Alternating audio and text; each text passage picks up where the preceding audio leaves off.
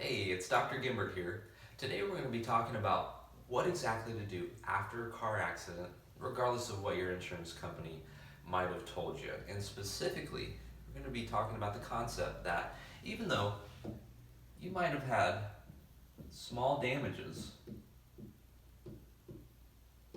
to your vehicle, that doesn't necessarily mean we can only have a small injury to the body.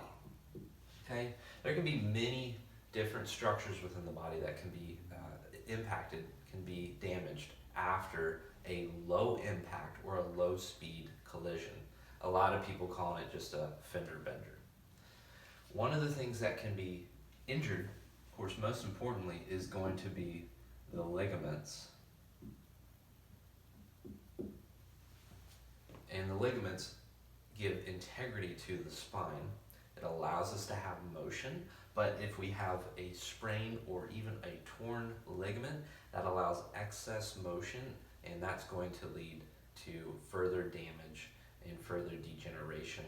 And these can be very, very painful, and they can happen in a small accident. The next thing that can be affected, of course, going along with that, is the joints. As the ligaments are affected, the joints are going to be rubbing together potentially or irritated, leading to pain, discomfort. Of course, we can also injure the muscles, okay, straining it, or even tearing muscles, which is very painful as well. And the nerve system, okay, the nerves, they can actually be irritated, which can lead to tingling, irritation, shooting, radiating pains down the arms, down the legs, even after a small injury, a small accident. And to give you an idea, for me personally, I want to tell you a story. When I was in school, I was rear-ended, so I stopped at a stoplight. It was on a Sunday morning, getting ready to go to church, and wham! Someone rear ends my truck.